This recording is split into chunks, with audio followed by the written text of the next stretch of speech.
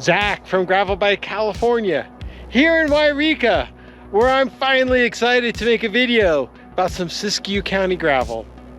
Now, I came here 2 years ago, and by semi-accident getting here early, I got to ride around, and the riding here was outstanding. I was able to hook up with Bill from the Jefferson Bike Company, and he gave me some great trail riding, and he's taking the lead today along with Jason on some trails, who are also part of the Siskiyou Bike Tour and Greenhorn Gravel Grinder. So we're gonna get a little sample of that today, and the true northern part of the state, it's already beautiful, and I bet you the riding pretty much matches it too. So let's roll.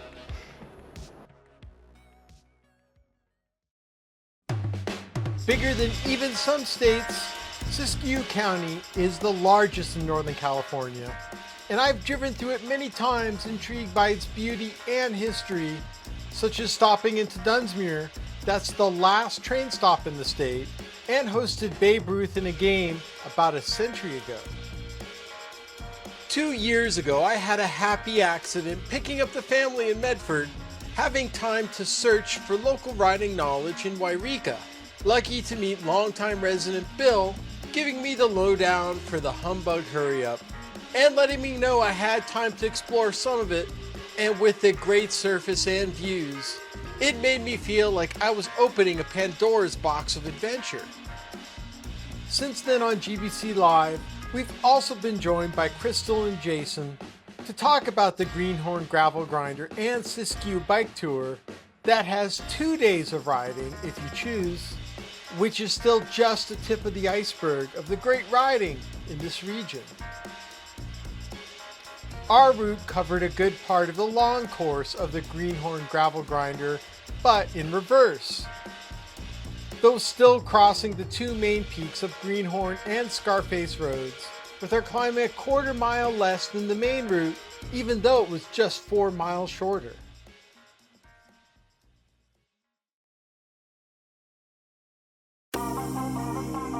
The 14,000 footer Mount Shasta doesn't belong to Shasta County, instead firmly located in Siskiyou, with Yreka serving as the seat since 1852, although we'll learn along the way that almost wasn't the case. And when you think of the hundreds of settlements that popped up during the gold rush, most didn't have faith in their permanence to erect buildings like these. So when exploring down Minor Street, you appreciate how much history is preserved. We met the day before for a little shakeout ride, meeting at Zephyr Coffee in the heart of downtown on Minor Street, a spot you could easily get settled in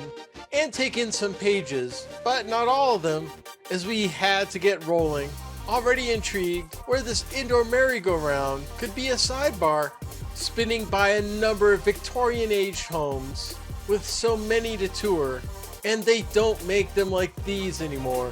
As we headed south of town, going west on Greenhorn Road, though not as far as we'd be going tomorrow, U-turning our way into Greenhorn Park, where it'd be time to take in some single track. I'm guessing these trails initially had mountain bikes in mind, but they were super palatable for those of us with drop bars. As we start off bobbing and weaving, no problem handling the flow, but to increase our opportunity for velocity, that meant some climbing, though riding up this historic mining path meant a light, steady grade, and while we could have ridden up even higher, sometimes these excursions can be about the views too, stopping to overlook the reservoir with the town tucked behind, a proper pause before getting some gravity retribution.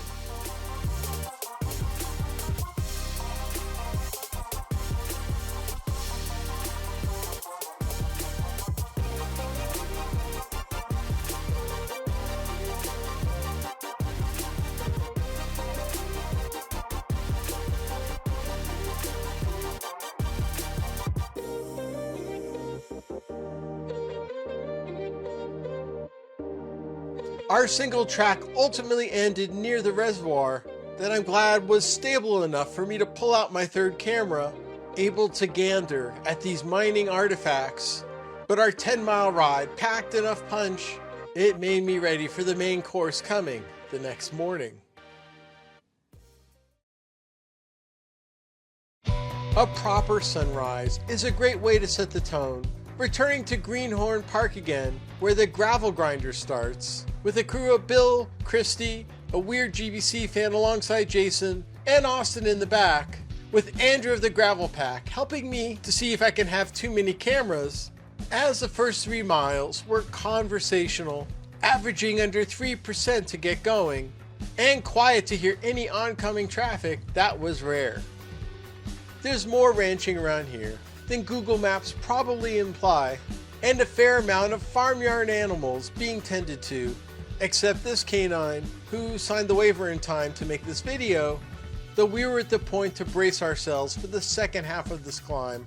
clocking in at a reliable 8%, with the pavement giving us smooth assist. But while there were a lot of trees, I can make out the saddle, as this isn't a climb that should put you in the red unless by your own doing, though I did question how the off-roading would treat us 1.25 miles from the top, which was so nice it was depressing. Wondering why my home dirt can't be anywhere as smooth, and that you didn't have to find a line on these wider roads, making it such a pleasure to climb, knocking off a third of today's vert with ease, meaning the adventure was just getting started. I couldn't stop from laughing on the way down, riding with the improbable combination of this highway with gravel paired with such a smooth surface. So yeah, can you enjoy gravity any better?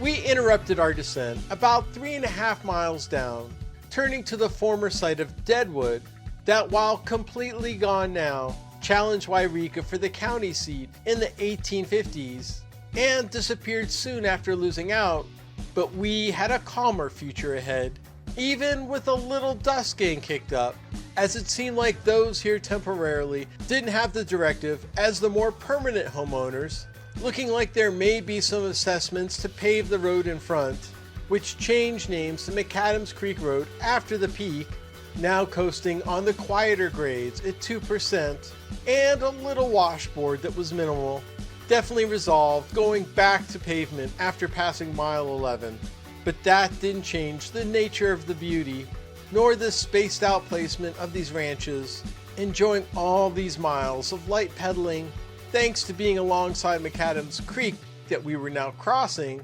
that would maybe erode this valley over tens of thousands of years. But the lands are being put to its best use now, with some assist coming from water redistribution, enjoying the scale of the Scott Valley region, with the mountains not too vastly spaced apart,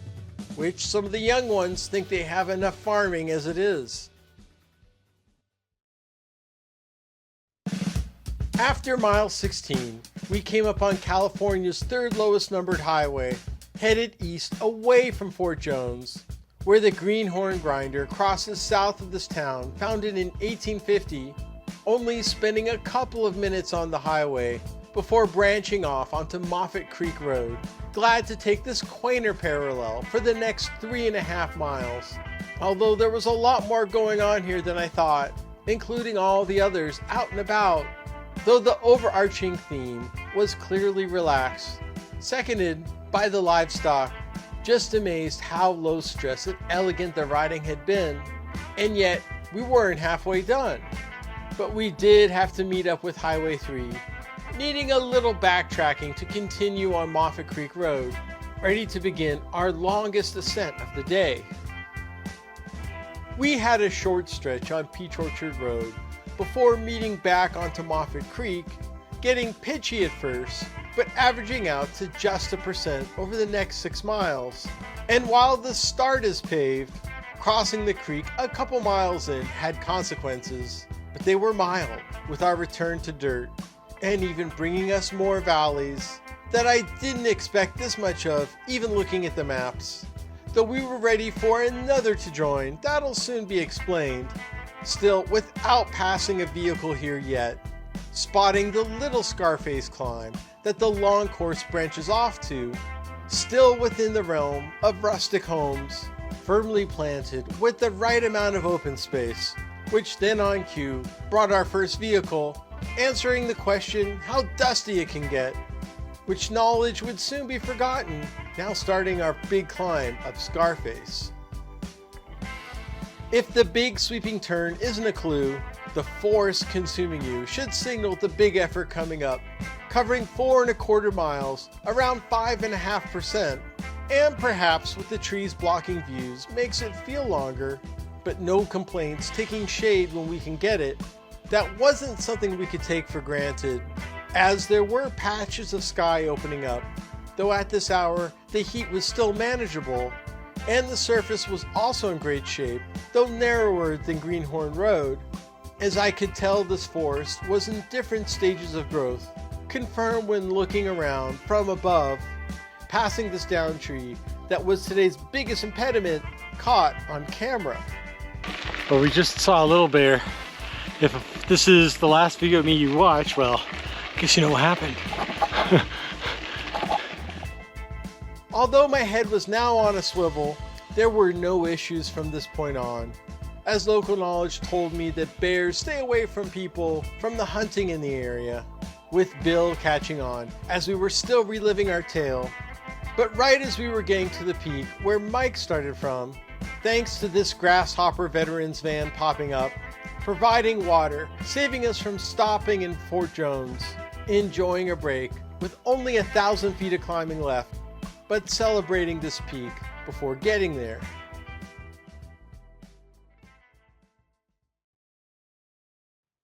Stretched out, our Scarface road descent was longer than the width of San Francisco, with no suspension bridges in sight, but having Mount Shasta in the background was a worthy compliment on all this downhill.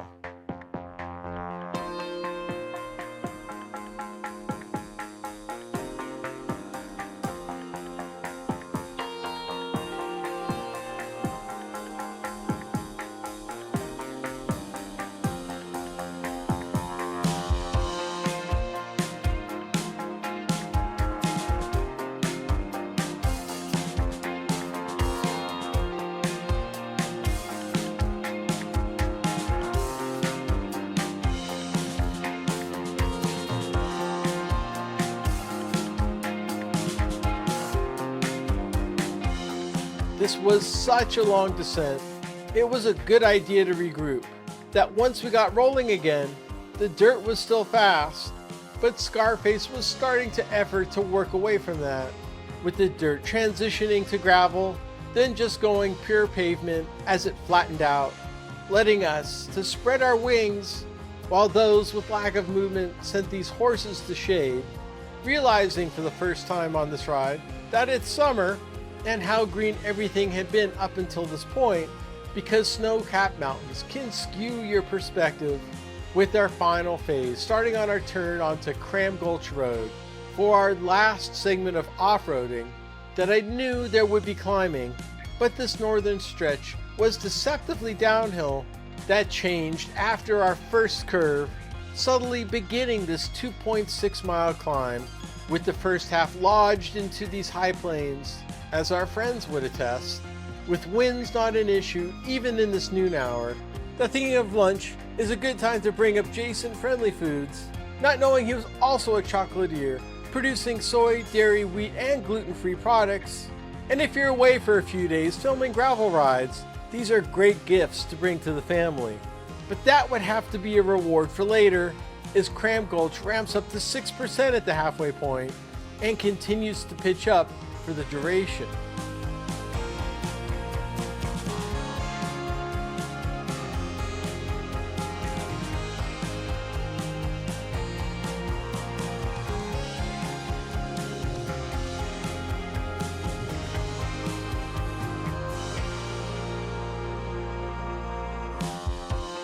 Putting your foot down at the top always feels like a crowning achievement, ready to have this accomplishment matched with some downhill, which at 5% is just in that range where you can get by without pedaling, especially when the surface is as smooth as this, and glad that this type of remote isn't completely remote, coming to a surface change on this 5-mile descent, affecting us about a third of the way in. So glad now with the coasting. I didn't realize we were ahead of schedule, though there was no sense of urgency, especially when you can enjoy all the silence as the group was coming back together just as the taller trees scaled back, as now the heat was hitting in the mid-90s, which is why the Greenhorn Gravel Grinder takes place in May when temps are about 20 degrees cooler, with the road flattening out at mile 50, merging with Guy's Gulch Road for the final stretch. With 6 miles left, I was starting to get ahead of myself, already thinking about what other adventures could lie ahead, as there had been so much balance to Siskiyou County, and reaching Old Highway 99 brought up another bucket list item, hoping one day to ride as much of this remaining highway from the Oregon border down to Bakersfield, which the Parallel 5 largely superseded. Happy to have this quieter option, going a bit off course from the grinder route in this direction as Jason spotted his neighbors, now riding east of the freeway, where even the town still holds some silence, where we said our goodbyes for a memorable experience in Yreka. This turned out as good as I expected, which was like really high. I mean, the roads themselves, fantastic shape, and you want to go to remote places. You don't want to be too remote, you don't want to be too challenged, and the fact that you're able to go into the mountains yet have these valleys, it just is like the perfect balance of riding, and just a great environment. That the biggest problem is it makes you want to explore more and not end the ride. So Bill, Jason, thank you so much for being fantastic hosts, and if you want to see it, please contact them or definitely make it down for the Greenhorn Gravel Grinder. Anyways, you want to support us, go ahead, hit the like, support button, go to our shop, or find us on Patreon so we can bring you more from the State of Dirt.